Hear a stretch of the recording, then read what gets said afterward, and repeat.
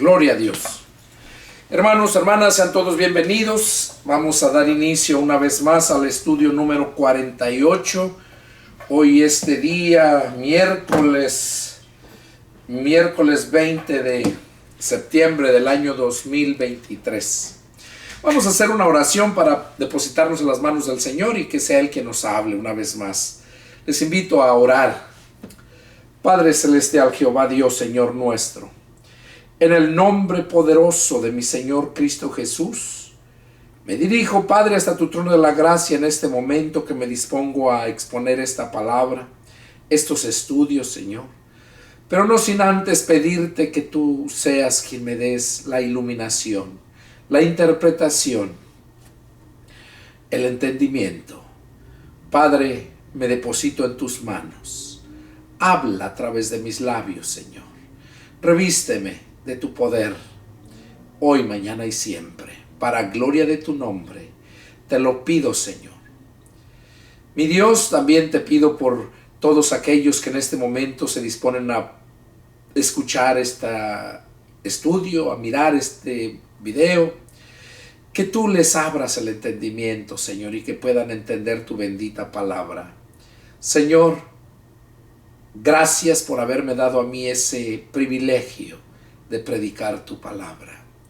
Ahora me deposito en tus manos, Señor, y te pido que se haga tu voluntad en el nombre de mi Señor Jesucristo. Amén. Amén. Bueno, vamos a dar inicio al estudio número 48. Como ustedes saben, vamos desde Mateo, ya vamos en Lucas, con estos estudios parafraseando el Nuevo Testamento. Y como ustedes se dan cuenta, hay muchos que hablaba en Mateo, lo está confirmando aquí Lucas, pero con otras cosas más. Y en Juan vamos a encontrar algo parecido, pero no del todo, no todo el libro de Juan, sino una parte. Porque Juan ya se profundiza más en otras cosas. A Juan se le conoce como el teólogo. Vamos a dar lectura en Lucas capítulo 10, verso 21. Terminamos en el 20, el estudio 47. Y hoy empezamos el estudio número 48 en el verso 21. Dice así la palabra del Señor. En aquella misma hora, Jesús se regocijó en el Espíritu y dijo: Yo te alabo, oh Padre, Señor del cielo y de la tierra, porque escondiste estas cosas de los sabios y entendidos y las has revelado a los niños. Sí, Padre, porque así te agradó. Todas las cosas me fueron entregadas por mi Padre, y nadie conoce quién es el Hijo sino el Padre, ni quién es el Padre sino el Hijo, y aquel a quien el Hijo lo quiera revelar. Y volviéndose a los discípulos les dijo aparte: Bienaventurados los ojos que ven lo que ustedes ven, porque les digo que muchos profetas y reyes desearon ver lo que ustedes ven y no lo vieron, y de oír lo que oyen y no lo oyeron. Bueno, aquí Jesús estaba haciendo esa oración, regocijándose, porque dice que Él había escondido esas cosas, la sabiduría, la había escondido para revelarla a Él a sus siervos. Las escondió de los sabios, de los entendidos, y las ha revelado a los niños. A los niños, o sea, a todo aquel que recién nace de nuevo, es un niño. Allá en 2 Corintios 5:17 dice: de modo que si alguno está en Cristo, nueva criatura es. Las cosas viejas pasaron, he aquí todas son hechas nuevas. Cuando dice nueva criatura es, ahí es donde está un niño, una criatura. Aunque somos ya jóvenes, ancianos, adultos, cuando nos convertimos a Cristo, pero Pero desde el momento en que nos convertimos a Cristo, en ese momento somos nuevas criaturas, porque hemos nacido de nuevo del Espíritu. Y es necesario. Jesús le dijo a Nicodemo que el que no naciera de agua y del Espíritu no podía entrar al reino de Dios. Debemos de nacer de nuevo. Quiere decir que ya nacimos una vez, que fue cuando nuestra madre nos trajo a este mundo. Ahora necesitamos nacer del Espíritu, cuando el Espíritu de Cristo entra al corazón del hombre. El Espíritu Santo entra al corazón del hombre. Y como les he dicho anteriormente, el corazón del hombre se refiere a la mente, el centro de mando que está en nuestro cerebro. Es ahí el corazón del hombre, porque ese es el centro. Cristo quiere llevar el centro de tu vida. Él quiere dirigir tus pasos. Él quiere gobernarte, porque nosotros sin Cristo no podemos gobernarnos, pero Él sí. Y por esa razón aquí lo dice, que las cosas profundas las reveló a los niños, porque así te agradó. Y sigue diciendo, todas las cosas me fueron entregadas por mi Padre. Oigan, dice que todas las cosas le fueron entregadas por su Padre, y nadie conoce quién es el Hijo, sino el Padre, ni nadie conoce quién es el Padre, sino el Hijo, y todo aquel a quien el Hijo lo quiera revelar. Es lo que Jesús menciona. Él es el único que conoce al Padre y a quienes nos revela el Señor. 23. Dice que les dijo a los discípulos, los que estaban escuchándole, bienaventurados los ojos que ven lo que ustedes ven. Dice que, porque les digo que muchos profetas y reyes desearon ver lo que ustedes ven y no lo vieron, oír lo que ustedes oyen y no lo oyeron. Y sí es cierto, es algo muy grandioso, un privilegio muy grande para aquellos que pudieron oír la palabra de los labios del Señor Jesús, aquellos que pudieron mirar las grandes maravillas que Jesús hacía al resucitar los muertos, al curar los leprosos, al hacer tantas cosas. Todos, mucha gente dice, y yo lo exclamé también alguna vez, que cómo me hubiera gustado haber a mí visto, oído todo aquello. Pero hay algo que me sorprende aún más, lo que Jesús mismo le dijo a Tomás, cuando le dijeron que ya había resucitado, y Tomás no estaba. Les dijo, si yo no lo miro con mis ojos, meto mi dedo donde lo horadaron y mi mano donde les ajearon, yo no les creería. Y vemos cómo el Señor al siguiente domingo se les aparece y Tomás queda impactado, ¿verdad? Y cae de rodillas. Y el Señor le dice, mete tu dedo, ven, no seas un incrédulo, sino un creyente. Y le dice, cuando Tomás exclama que era su Señor y su Dios, el mismo Señor le dice, tú porque me has visto has creído. Pero bienaventurados todos aquellos que no me vieron y creyeron en mí. Eso concierne a nosotros, que no lo vimos, pero creemos en Él. Y somos más bienaventurados.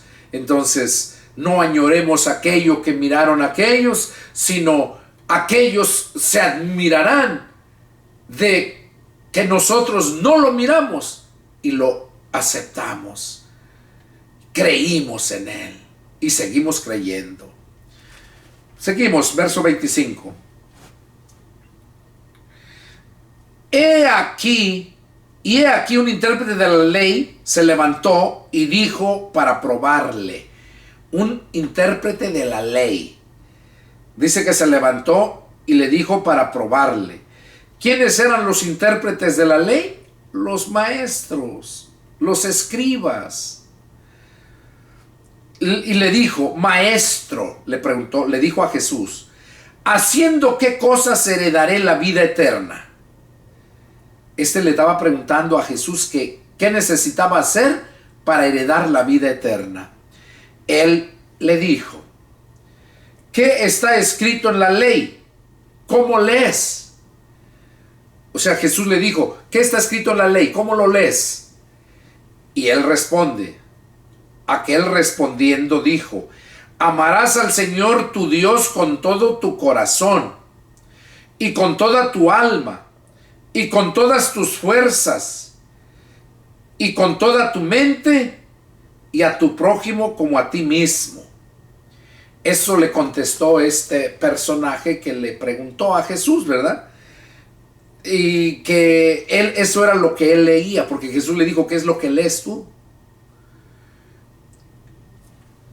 Y le dijo, Jesús le contestó, cuando le dio la respuesta a este hombre, que tenía que amar a Dios con todas sus fuerzas, con toda su mente y a su prójimo como a él mismo, Jesús le respondió, verso 28, bien has respondido, haz esto y vivirás. Fíjense, Jesús le dijo, bien has respondido, haz esto y vivirás. Amar a Dios sobre todas las cosas, con toda su mente, con toda su alma, dice, y a tu prójimo como a ti mismo.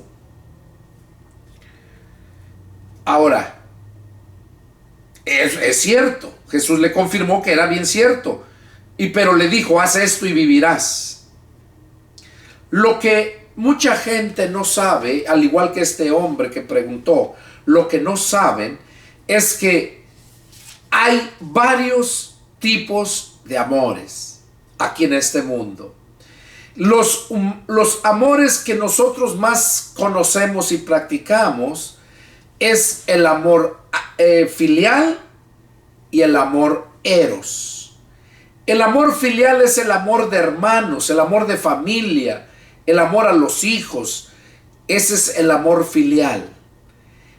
El amor eros es el amor erótico, el amor en la relación sexual. Ese se le conoce como el amor erótico. Entonces, el amor filial solamente ama a sus familias, a sus familiares, a su esposa, a sus hijos, sus primos, parientes. Es el amor filial. Pero para que yo ame a Dios con todas mis fuerzas, con toda mi mente, como lo pide aquí el Señor, con todo tu corazón y con toda tu alma, con todas tus fuerzas y con toda tu mente, amar a Dios así, y luego dice, y amar a tu prójimo como a ti mismo. Eso nosotros no lo podemos hacer. No podemos nosotros amar a alguien que no conocemos. A nosotros nos enseñaron a amar a Dios. Y yo recuerdo cuando yo era niño, cómo me mandaban a la iglesia católica, al catecismo. Y me enseñaban a amar a Dios. Y que mi Dios se nombraba Jesús, Jesucristo. Y me enseñaban allá en una cruz a un mono ahí figurado, que ese era Jesús y que ese era mi Dios, que ese era el Dios de la humanidad. Eso me enseñaban. Y pues yo así lo conocía, solamente un palo, una cruz de madera y el mono de madera o de metal, del material que sea. Así nos lo enseñaron. Nosotros no podemos amar a esos ídolos. No podemos amar al prójimo como a nosotros mismos. Tú no puedes amar a una persona más que a tu hermano o más que a tu primo. O sea, una persona, a cualquier otra persona le tienes cariño. Le tienes sentimiento de que es una buena persona, la amistad. Porque hay unas personas buenas, buenos amigos. Muy escasos, claro. Pero no lo puedes amar igual que a tu hermano. A tu prójimo, no lo puedes amar igual. ¿Por qué? porque esto no tenemos la capacidad nosotros. Hay un amor que nosotros mucho tiempo lo ignoramos, los cristianos, y el mundo lo sigue ignorando. Dios es amor. La palabra nos dice, la Biblia nos dice que Dios es amor. No que tiene mucho amor, no. Dios, su esencia, su substancia es amor. Y ese amor se llama amor ágape. Ese amor ágape es el que todo lo puede, todo lo soporta, todo lo sufre, todo lo espera, nunca se acaba y nunca deja de ser. Es el amor ágape, es la esencia de Dios, porque Dios es eterno. Dios es eterno.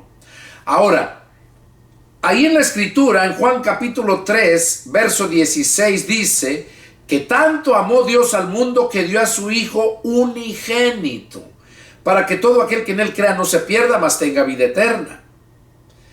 Dio a su Hijo unigénito. Unigénito quiere decir el único con sus genes. Eso quiere decir unigénito. Ahora, es el único Jesús que allá en el cielo, cuando salió de Dios, se nombraba el Verbo de Dios.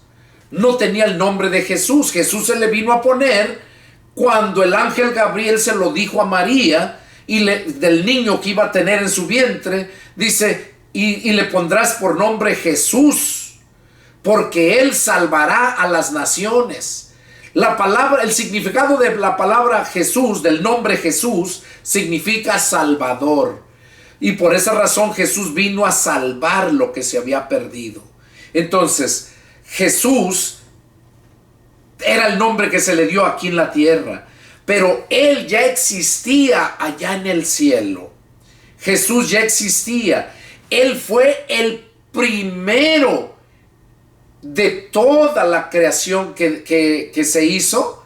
Jesús fue el primero, pero no la primera creación, porque Jesús no fue creado, Jesús fue engendrado. Entonces Jesús fue el primero que salió de Dios y el único, nada más. Por eso dice que tanto amó Dios al mundo que dio a su Hijo unigénito, el único con sus genes.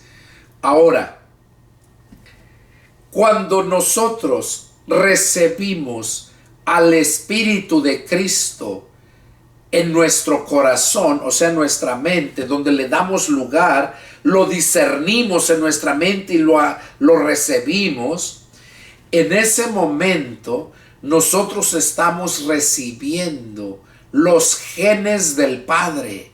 Por eso es que venimos a ser hijos de Dios, porque también Jesús viene en nosotros y entra y nos llena, nos inunda de los genes de Dios, genes espirituales. Y por esa razón es que cambia nuestra vida. Lo que les dije hace un momento, el pasaje en 2 Corintios 5:17, donde dice, de modo que si alguno está en Cristo, nueva criatura es. Las cosas viejas pasaron, he aquí todas son hechas nuevas. Eso es lo que nos dice ahí en 2 Corintios.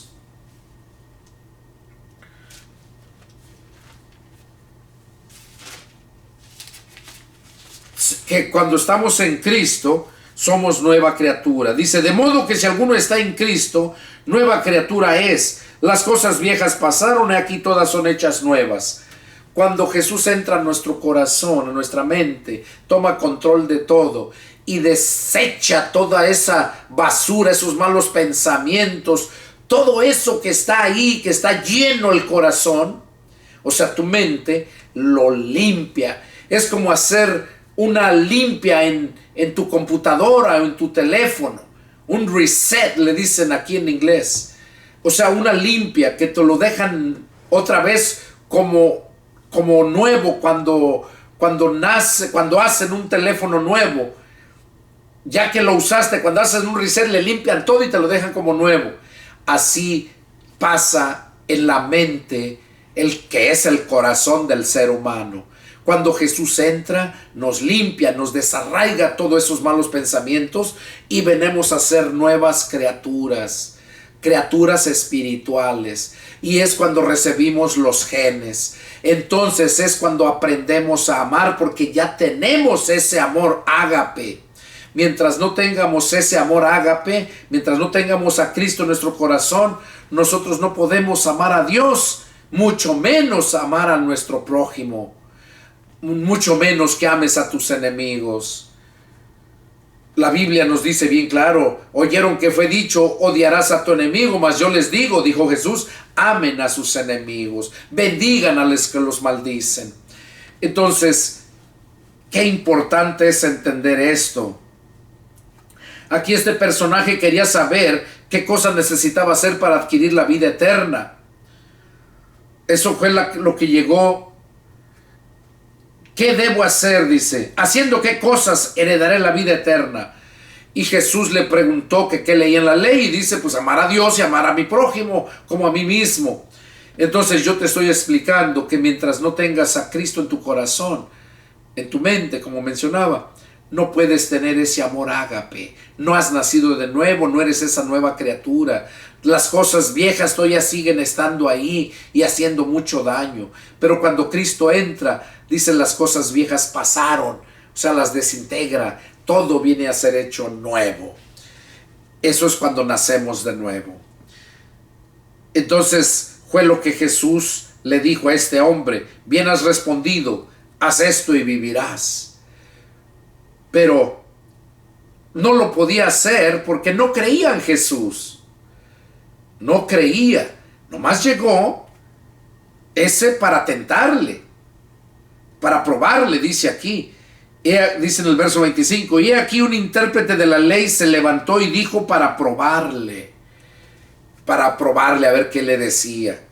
Por eso él no podía nacer de nuevo. Verso 29. Pero él, o sea, el que preguntó, queriendo justificarse a sí mismo, dijo a Jesús, ¿quién es mi prójimo? O sea, él, según se hacía, que no sabía quién era su prójimo.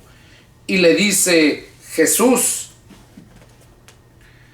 un hombre descendía de Jerusalén. Le habló en tipo parábola.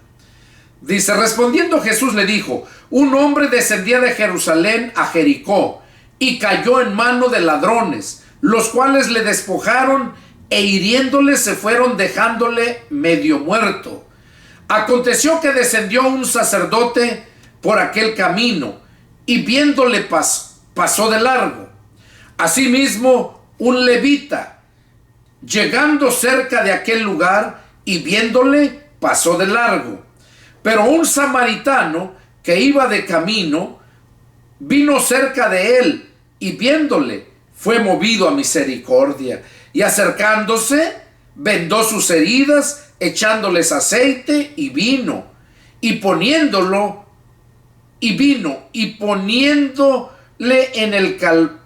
en su cabalgadura, lo llevó al mesón y cuidó de él. Otro día, al partir, sacó 2 denarios y los dio al mesonero y le dijo, cuídamele y todo lo que pagaste de más, yo te lo pagaré cuando regrese. ¿Quién pues de estos 3 parece que fue el prójimo del que cayó en manos de los ladrones? Él dijo, el que usó de misericordia con él. Entonces Jesús le dijo, ve y haz tú lo mismo. O sea, aquel hombre que cayó en manos de aquellos delincuentes que lo golpearon, lo dejaron tirado, dice que pasó un sacerdote y lo miró y se fue de paso. Pasó un levita y también hizo lo mismo, ¿verdad? Pasó el sacerdote y viéndole se fue de paso. Y luego pasó el levita y también llegando cerca donde estaba, dice, lo miró y se fue de paso. Pero el samaritano, ese se detuvo, lo cuidó, lo vendó, lo llevó al mesón, se quedó a cuidarlo esa noche. Al otro día dice que sacó 2 denarios, se los dio al mesonero y le dijo, cuídamelo, y cuando yo regrese, si hay más gastos que hacer, que se gaste más, yo te lo devolveré cuando regrese. Entonces, cuando le dice, a ver, dime tú, ¿quién te parece que fue el prójimo de aquel que cayó en manos de esos malhechores? Entonces dice, el que usó de misericordia, o sea, el samaritano. ¿Y qué le dijo? Ve y haz tú lo mismo. Entonces, eso es lo que Dios demanda, que seamos misericordiosos, no nada más de palabras, que amemos de corazón y de hecho, no nada más de palabras. Eso fue lo que Jesús le dijo a este personaje. Ve tú, ve y haz tú lo mismo, dice. Sabemos, como les dije anteriormente, que nadie puede hacer todo eso si no está Cristo en el corazón de nosotros. Porque cuando Él llega a nuestro corazón, todo lo que hacemos, no lo hacemos nosotros, sino es Jesús por medio de nosotros. Él es el que hace todas esas cosas. Vamos a continuar la lectura. Verso 38. Aconteció que yendo de camino, entró en una aldea, y una mujer llamada Marta le recibió en su casa. Esta tenía una hermana que se llamaba María, la cual sentándose a los pies de Jesús, oía su palabra.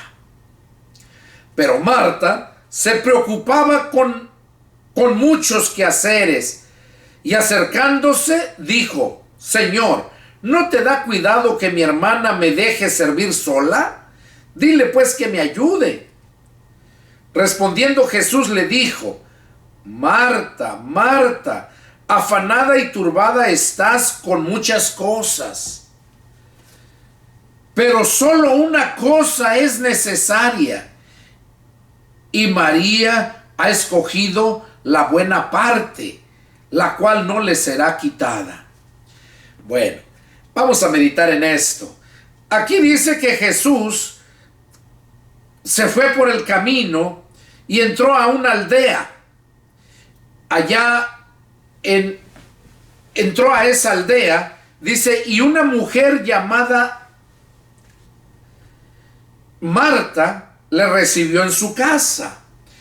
Era Marta, la hermana de Lázaro y hermana de María, que Jesús, eso lo narran los otros evangelios, que eran amigos de Lázaro. Jesús era amigo de Lázaro y de Marta y de María.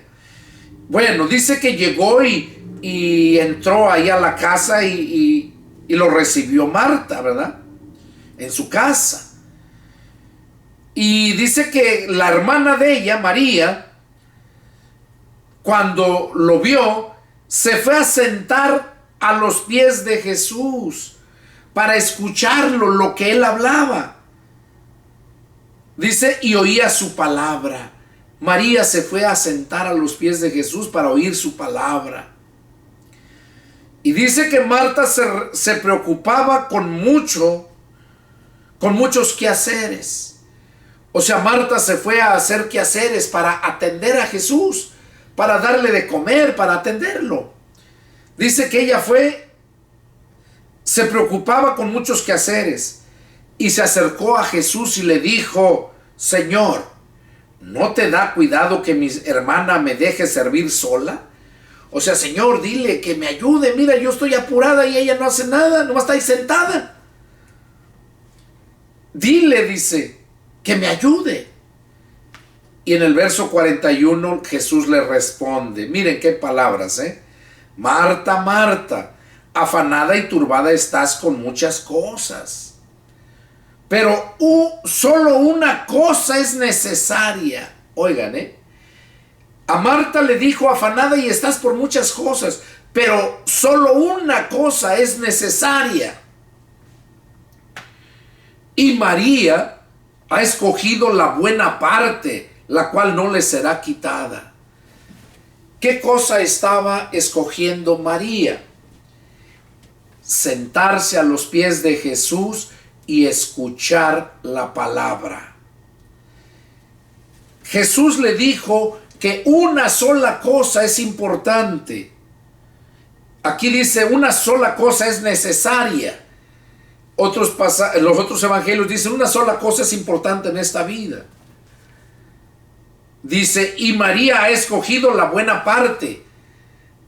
Y en los otros evangelios dice, y María ha escogido la mayor parte. La mayor parte. O sea, no había escogido esa cosa, la importante. Porque Jesús le dijo, solo una cosa es necesaria o es importante en la vida. Y María ha escogido la buena parte. ¿Qué quiere decir? Que solamente una parte nada más había escogido la buena parte. Los otros dicen, y María ha escogido la mayor parte. Claro, ¿cuál era? Sentarse a escuchar la palabra de Dios. Pero ¿qué le faltaba entonces a María? Pues si ya estaba haciendo la cosa de escuchar la palabra. ¿Por qué no dijo una sola cosa es necesaria y María ya la escogió, la cosa necesaria? No lo dice así. Dice que María escogió la buena parte o la mayor parte. Entonces quiere decir que todavía le faltaba. ¿Qué cosa le faltaría a María? La misma palabra nos dice que seamos hacedores de la palabra y no solamente oidores. La Biblia nos dice que la fe sin obras está muerta. ¿Qué es fe? Sinónimo de creer. Pero si yo creo y no hago, entonces mi creencia no es real. ¿Por qué? Porque estoy dudando. Entonces la fe va acompañada con las obras. El creer se complementa con el hacer. Y aquí Jesús dijo que una sola cosa era necesaria o importante en la vida. Y que María había escogido la mayor parte o la buena parte. ¿Qué le faltaba entonces a María para completarla? Que fuera hacedora de la palabra que ya estaba oyendo en ese momento. Eso era lo que le faltaba.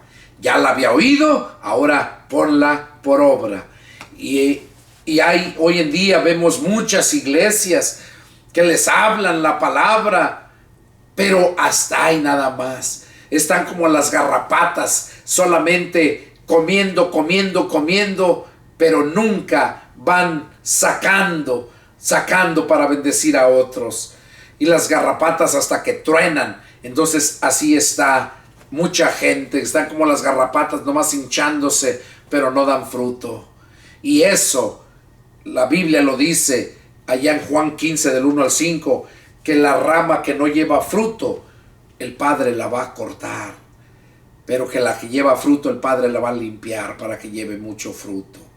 Entonces, eso era lo que le faltaba a María, que pusiera por obra la palabra que estaba oyendo. Vamos a continuar con el capítulo 11. Aconteció que estaba Jesús orando en un lugar, y cuando terminó, uno de sus discípulos le dijo: Señor, enséñanos a orar, como también Juan enseñó a sus discípulos. Y les dijo: cuando oren, digan: Padre nuestro que estás en los cielos, santificado sea tu nombre, venga tu reino, hágase tu voluntad, como en el cielo, así también en la tierra. El pan nuestro de cada día, dánoslo hoy, y perdónanos nuestros pecados, porque también nosotros perdonamos a todos los que nos deben. Y no nos metas en tentación, mas líbranos del mal. Y les dijo también: ¿quién de ustedes que tenga un amigo va él a medianoche y le dice: amigo, préstame 3 panes, porque un amigo mío ha venido a mí de viaje y no tengo que ponerle delante. Y aquel, respondiendo desde adentro, le dice: no me molestes, la puerta ya está cerrada y mis niños están conmigo en cama, no puedo levantarme y dártelos. Les digo que aunque no se levante a dárselos por ser su amigo, sin embargo, por su importunidad se levantará y le dará todo lo que necesite. Y yo les digo: pidan y se les dará, busquen y hallarán, llamen y se les abrirá. Porque todo aquel que pide recibe, el que busca halla, y al que llama se le abre. ¿Qué padre de ustedes, si su hijo le pide pan, le dará una piedra? O si pescado, en lugar de pescado, le dará una serpiente? O si le pide un huevo, le dará un escorpión. Pues si ustedes, siendo malos, saben dar buenas dádivas a sus hijos, ¿cuánto más vuestro Padre Celestial dará el Espíritu Santo a los que se lo pidan? Aquí vamos a meditar en esta oración que estaba haciendo Jesús, o sea, enseñándoles, a orar, ¿verdad? Dice que Jesús estaba orando en un lugar y los discípulos lo oyeron orar. Cuando él terminó, dice que uno de sus discípulos le dijo que le enseñaran a orar. Y Jesús les dijo: cuando oren, digan: Padre nuestro que estás en los cielos. Oiga, quiero aclarar algo. Esto que estoy leyendo ahorita, la Iglesia Católica enseñó que esta es la oración que nosotros debemos de orar. Y déjenme decirle que eso es mentira. ¿Por qué? Y solamente al analizar la oración que Jesús hizo cuando les estaba diciendo, nos damos cuenta que nosotros no encajamos ahí. Que si nosotros oramos esto o rezamos, porque ya aquí ya no es orar, ya es rezar, repetir algo que alguien ya lo dijo. Nosotros no rezamos, no debemos de rezar o repetir lo que alguien ya dijo, sino nosotros debemos de hablar. Orar es hablar con Dios. Orar lo que sientes tú, tus necesidades, tus aventuras, tus triunfos. Orar es hablar con Dios. Y aquí él les estaba orando. Ahora, hay muchos tipos de oraciones, ¿no? Si vas a orar, por ejemplo, algún miembro de tu familia está enfermo, vas a orar pidiendo por sanidad. Si vas a buscar trabajo porque no tienes trabajo, vas a orar pidiendo un trabajo. Vas a orar, hay muchas formas de orar de acuerdo a las circunstancias y a las necesidades. Aquí Jesús les estaba diciendo no que oraran todo esto, lo que él estaba orando, sino que les enseñó, esto es una forma como ir haciendo la oración. O sea, haz de cuenta que esto es ¿cómo se dice? Que es una hoja que ya tiene ahí las preguntas y que tú solamente vas a poner las respuestas. La oración, como te dije, va a ser de acuerdo a las necesidades. Pero siempre hay un orden. Y aquí Jesús empieza a darnos el orden para que sepamos cómo orar. Primeramente, dice: cuando oren, digan: Padre nuestro que estás en los cielos. O sea que primero tu oración debe ser dirigida al Padre. Padre nuestro que estás en los cielos. ¿Por qué dijo Padre nuestro? Porque estaba con más creyentes en Jesús, discípulos de Jesús. Por eso dijo Padre nuestro. Porque cuando estaba él orando en el Monte de los Olivos, él no decía Padre nuestro, decía Padre mío. ahí vemos entonces que no puedes estar orando siempre Padre Nuestro, cuando estás tú en tu cuarto orando tú solo. Pues Padre Nuestro es cuando estás orando en grupo, así como Jesús lo estaba haciendo ahí. Y pone el ejemplo que debemos de dirigirnos al Padre primeramente. ¿Dónde está el Padre? En los cielos y en todo lugar.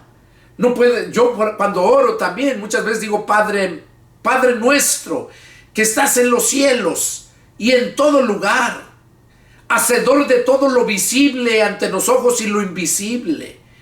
Tú oras reconociendo la magnitud, la grandeza de Dios, alabándolo, es dirigiéndote a Él como estás orando.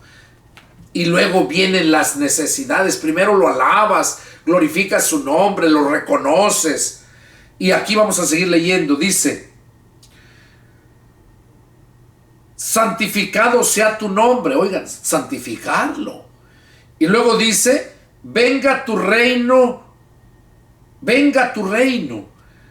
Todos deseamos estar en el reino de Dios, de Jesús. ¿Por qué? Porque el reino de este mundo está bajo el dominio de Satanás. Él es el rey de este mundo. Y solamente hay pobreza, miseria, dolor, sufrimiento, muerte. Es lo que hay en este mundo. Y por eso dice: venga tu reino, hágase tu voluntad, como en el cielo, así también en la tierra. Y claro que sí se puede, porque cuando Dios, el Padre y el Hijo viven en nosotros, entonces nosotros podemos hacer todas las cosas, porque tenemos ese poder. Y es cuando nosotros en ese momento estamos ya bajo el reino de Él. ¿Qué es un reino? Un lugar que está siendo reinado por alguien.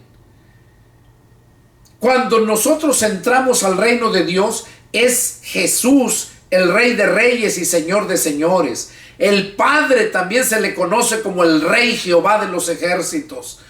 Entonces, cuando entramos al reino de Dios, es Dios quien nos reina, nos gobierna. Pero si no estamos en el reino de Dios, estamos en este mundo, donde el reino de este mundo es de Satanás, porque Él es el que los gobierna, Él es el que reina. Entonces, por eso aquí Jesús dijo que debemos en la oración pedirle que se haga su voluntad, que venga su reino en nuestras vidas, individualmente.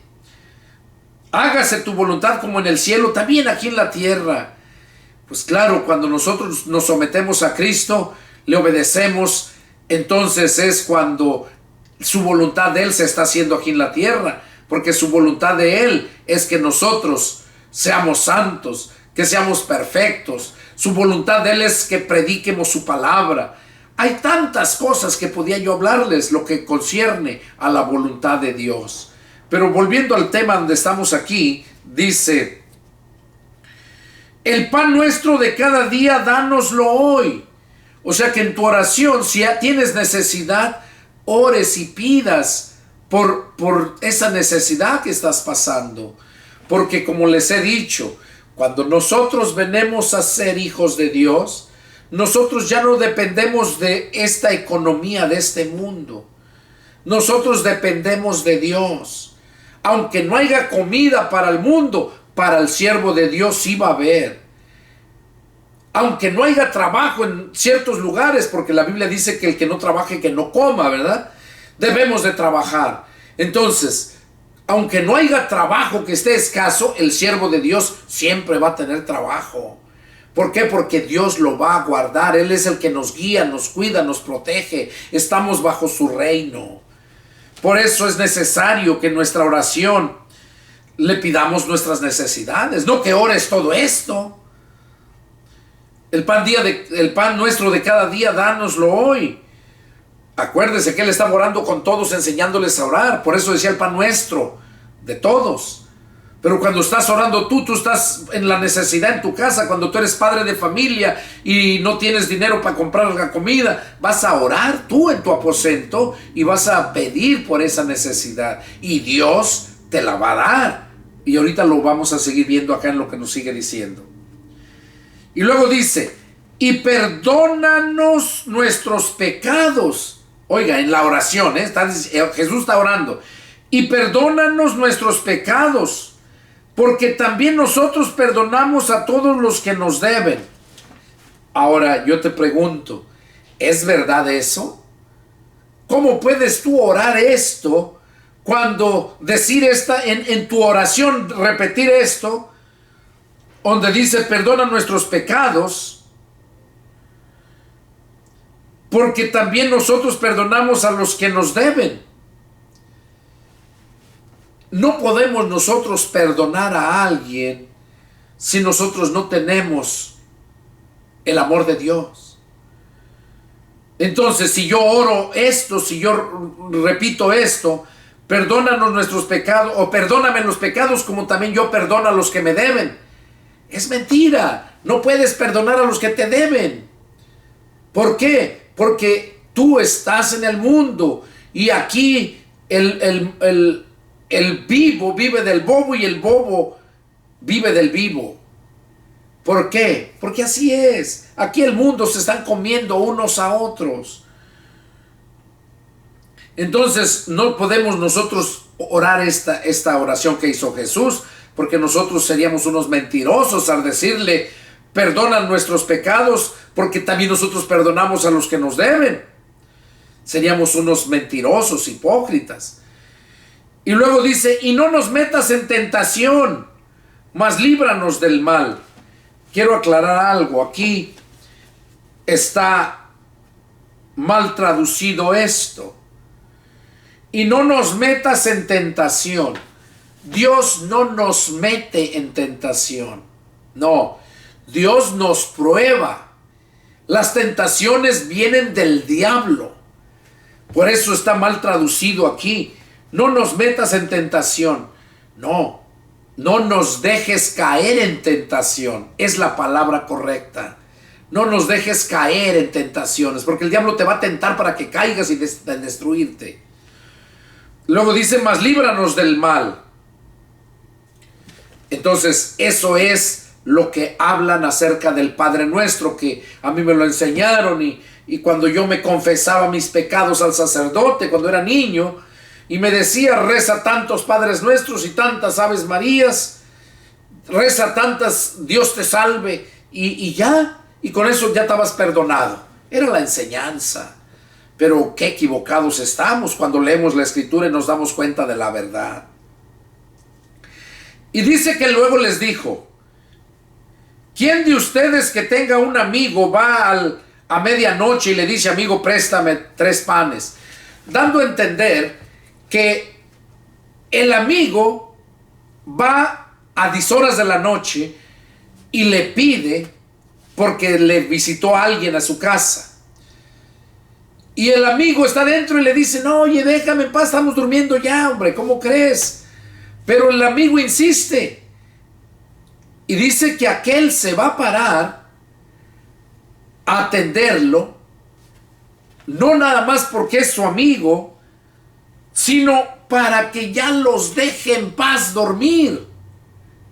O sea, dándonos a entender a nosotros, ahora, a Dios no lo molestas con que le llegues a la hora que vayas. Pero a nosotros nos quiere enseñar aquí a través de esto que debemos de estar orando en todo momento. Siempre estar orando. Y que Dios nos va a atender en cualquier momento. En el verso 7 dice, y aquel respondiendo desde dentro le dice, no me molestes, la puerta está cerrada, no puedo levantarme y dártelos.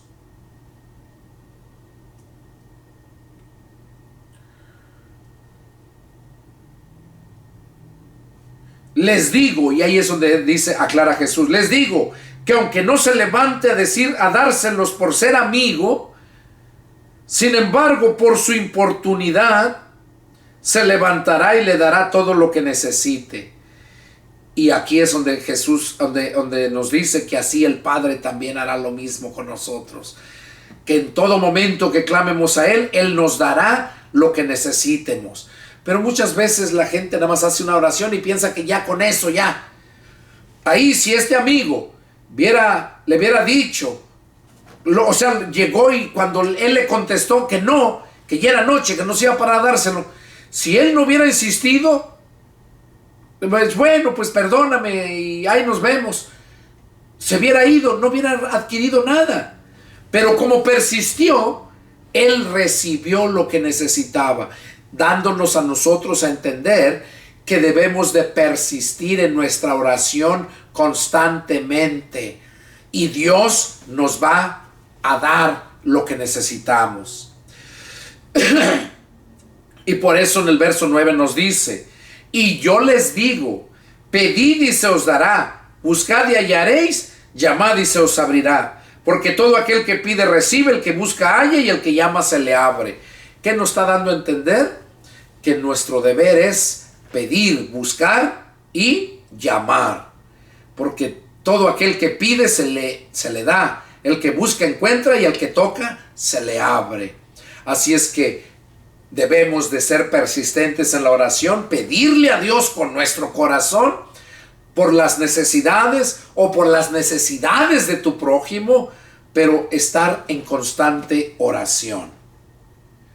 Y luego pone un ejemplo. Miren, aquí Jesús dice: ¿qué padre de ustedes, si su hijo le pide pan, le dará una piedra? O si le pide pescado, en lugar de pescado le dará una serpiente.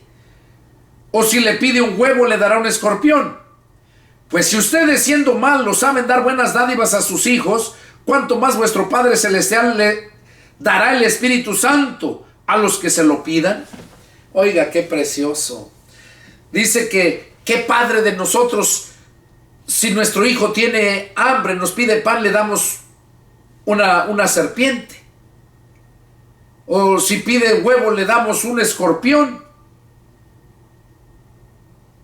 Si pide pescado o si pide pan, le dará una piedra. ¿Qué padre va a hacer eso? Ninguno. Y por eso dice: si ustedes, siendo malos, saben dar buenas dádivas a sus hijos, o sea, desean darles lo mejor a sus hijos, cuánto más su Padre Celestial que está en los cielos les dará todo lo que le pidan.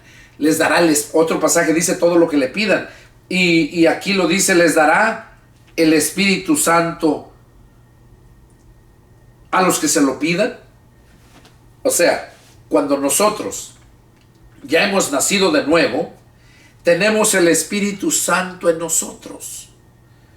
Y tenemos entonces, desde ese momento, todo lo que le pidamos al Padre, nos lo va a dar. Y les voy a decir por qué. Porque el cristiano, el siervo de Dios espiritual, no pide para su propio deleite. No pide grandezas para hacerse rico. No pide eso. Un verdadero siervo de Dios lo que pide es que todo lo que va a glorificar a Dios, todo lo que va a servir para hacer el bien, es lo que pide un verdadero siervo de Dios. Y por eso dice que les dará todo lo que le pidan. Y aquí dice, les dará el Espíritu Santo a los que se lo pidan. Claro, porque si tú le pides a Dios que entre a ti, porque Dios es Espíritu, Dios es Santo, el Espíritu Santo es Dios. Entonces, si tú le pides que entre a ti, Él va a entrar en ti. Si tú obedeces la palabra, la guardas, el Padre y el Hijo van a entrar en ti. Eso lo dice allá Juan 14, 21 y 23. Ahí lo dice bien claro. Vamos a continuar leyendo. Dice: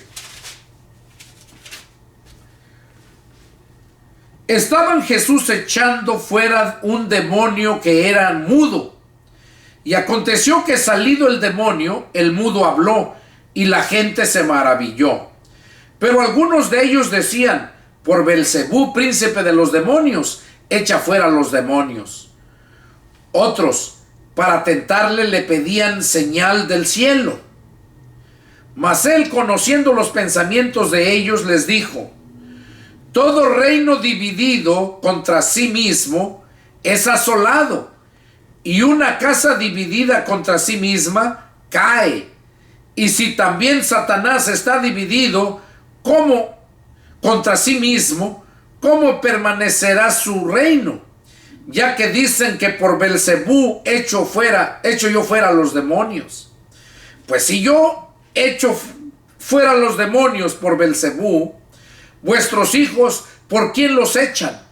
Por tanto, ellos serán vuestros jueces. Mas si por el dedo de Dios echo yo fuera los demonios, ciertamente el reino de Dios ha llegado a ustedes. Cuando el hombre fuerte armado aguarda su palacio, en paz está lo que posee.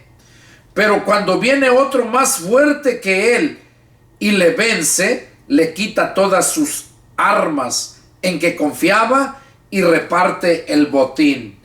El que no es conmigo, contra mí es, y el que conmigo no recoge, desparrama.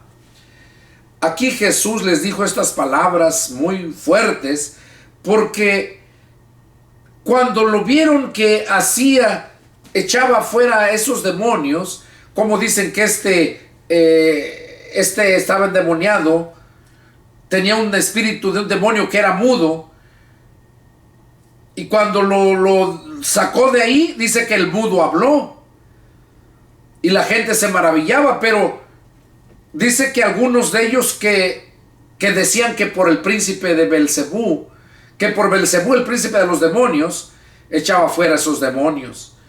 Y por eso les dice que cómo es posible que tengan esos pensamientos.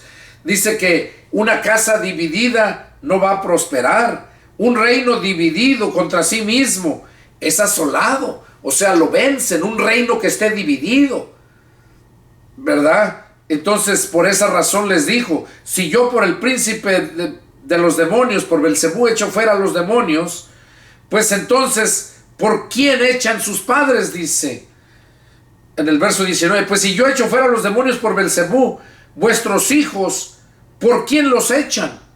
O sea, sus hijos, ¿por quién echan los demonios? Por tanto, ellos serán sus jueces. Y por eso les dice: mas si yo por el dedo de Dios echo fuera a los demonios, o sea, si yo los echo fuera por el poder de Dios, por el dedo de Dios, porque recordemos, el dedo índice representa la autoridad, y yo casi estoy seguro que le apuntaba a este personaje: te ordeno que salgas fuera. Y del dedo de Dios, dando a entender que es el dedo de la autoridad. Y Jesús tenía toda la autoridad, toda la potestad. Ahí Mateo 28:19 lo dice, y también aquí donde lo leímos anteriormente, parte del capítulo 10. Entonces, toda la potestad la tiene Jesús.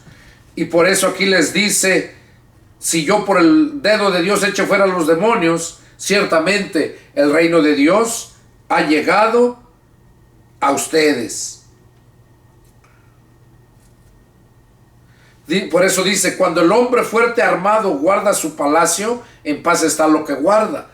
O sea, cuando un hombre fuerte está cuidando su casa, pues todo está tranquilo. Pero si viene otro más fuerte y lo vence, le quita todo, entonces se reparten el botín y se lo llevan. ¿Por qué? Porque había otro más fuerte. Entonces, aquí da a entender que el más fuerte es el que va a vencer. Y si tú no estás fuerte espiritualmente, vas a ser vencido.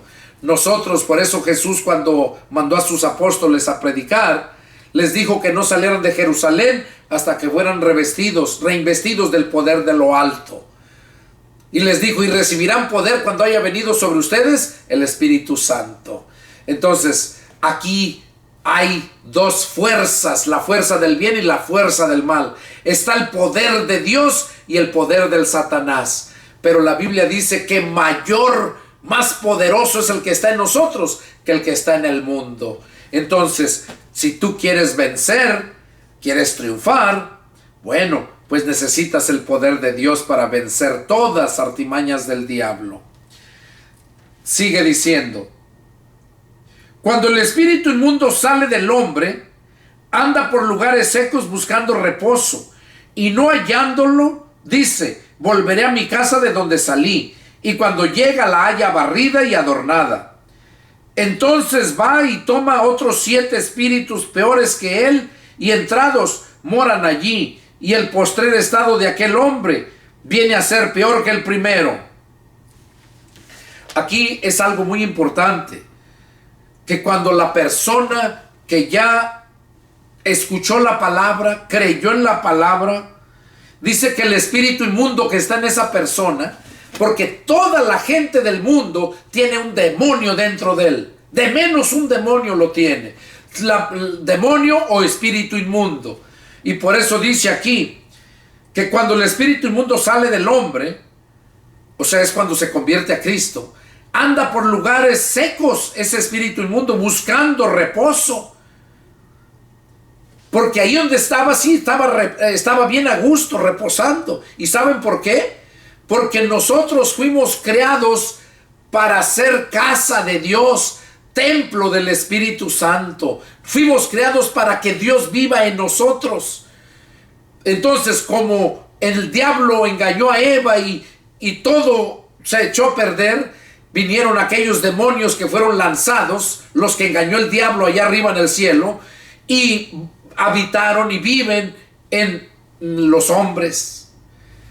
Entonces, por eso dice aquí que cuando el espíritu inmundo sale del hombre, anda por lugares secos buscando reposo y no lo halla. Y luego dice: volveré a mi casa de donde salí, volveré a mi casa. Y sí, es su casa, porque desde que entró, ahí se posesionó de ella y ahí sigue hasta que la gente se muera, si es que el Espíritu de Cristo no llega a sacarlo de ahí. Entonces dice: volveré a mi casa de donde salí. Y cuando llega, dice, la halla barrida y adornada. O sea, da a entender que cuando aquel personaje que según se convirtió a Cristo, porque escuchó la palabra de Dios, le gustó mucho, pero cuando vienen las pruebas, no las pasa. Cuando tiene que pagar el precio, no lo quiere pagar. Y muchos se regresan al mundo. ¿Y saben por qué? Porque verdaderamente nunca entró Cristo ahí en su corazón. Llegó a su mente, pero no tomó posesión de la mente y se fue. Y ellos creen que son cristianos, porque llegó a su mente, pero lo que no saben es que se fue de su mente. ¿Por qué? Porque no permanecieron con él. Y por esa razón, esas personas dice que vuelven al mundo. Y cuando esa persona vuelve al mundo, dice que el espíritu inmundo vuelve a esa casa y la halla barrida y adornada. Sí, porque Jesús, cuando él empezó a creer en él, empezó el Señor a hacer la obra, pero no, como lo abandonó, Dios no nos forza a nada. Él mismo nos dice: vayan y prediquen el evangelio, donde no lo reciban, sálganse de esa casa o de esa ciudad. Dios no nos manda a rogarle a la gente. Entonces aquí vemos cómo el personaje ese que le da lugar otra vez al diablo, dice que ese espíritu inmundo, cuando ve su casa barrida y adornada, dice que va y trae otros 7 espíritus peores que él. Peores que él, fíjense. Y entrados moran allí, o sea, entran y ahí se quedan a vivir. Y el postrer estado de aquel hombre viene a ser peor que el primero. O sea, la condición de esa persona viene a ser peor que el primero. Y eso, se los digo, yo lo he visto en muchas familias cristianas, que se decían cristianas. Por cierto, una de ellas es la familia de la suegra de mi hermano. Eran según adventistas. y fue un desastre, un desastre. Todo se acaba. Llegan 7 espíritus peores, más peores que el que estaba ahí. Así es que debemos de tener cuidado y que si verdaderamente creemos en Jesús, no estemos jugando. ¿Por qué? Porque con las cosas de Dios no se juega. Yo te invito a que sigas escuchando la palabra, porque la palabra va a hacer grandes cosas en tu vida. Este fue el estudio que Dios puso en mi corazón que compartiera en este tiempo. Estudio 48. Yo les invito a que sigan adelante y es el deseo de mi corazón que Dios haya hablado a sus vidas. Y si tienen preguntas, dudas, llámenme o pongan comentarios ahí, algo que quieras saber, y con gusto atenderé. Que Dios les bendiga y nos vemos la próxima. Adiós.